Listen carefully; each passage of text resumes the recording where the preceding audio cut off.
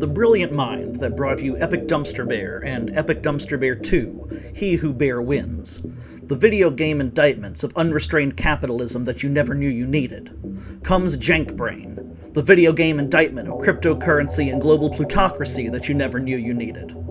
I, along with a couple of my friends, have a truly bizarre and irrational adoration for Epic Dumpster Bear. So when we saw that a platformer in the same style, starring one of the bosses from Epic Dumpster Bear 2, was coming out for Switch, we knew that we had to play it. JankBrain, like Epic Dumpster Bear and Epic Dumpster Bear 2, is a 2D platformer that is, truthfully, rather simplistic. That's not a criticism, though.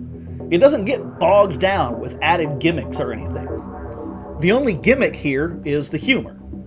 As far as control and mechanics go, the only major difference between JankBrain and Epic Dumpster Bear is that JankBrain doesn't slide nearly as much as Dumpster Bear did, and JankBrain has a ranged laser attack instead of being purely melee.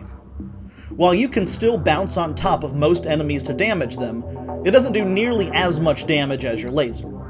The bounce is really more useful for landing safely than it is for dealing damage.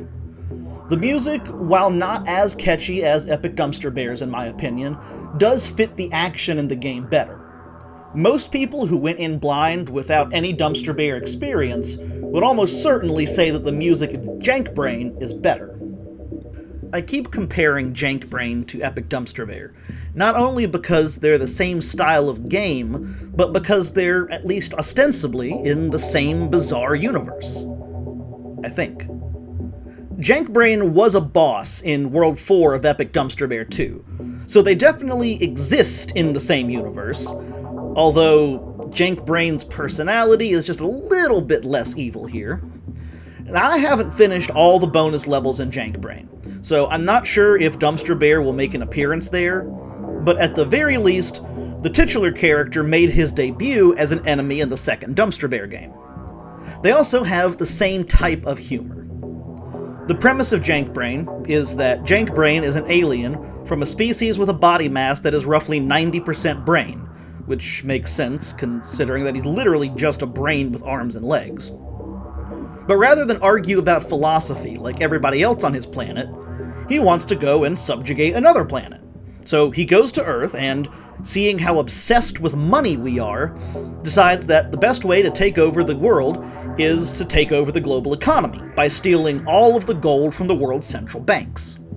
From there, the cutscenes after each boss lampoons how money is at the core of all human existence, and, eventually, how stupid and actually worthless not only fiat currency that most countries today use, but also cryptocurrency is. For an economics teacher like me, this is a fantastic premise.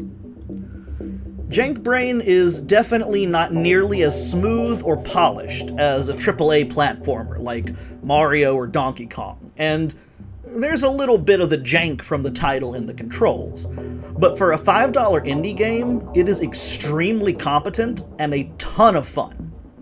The controls are tight, and while the hit detection is a little bit screwy, you'll find yourself dying to hits you're positive you avoided, albeit barely, it's still a ton of fun.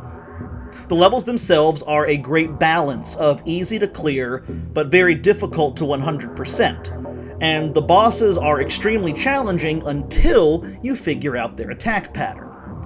The difficulty curve overall is really well done in JankBrain.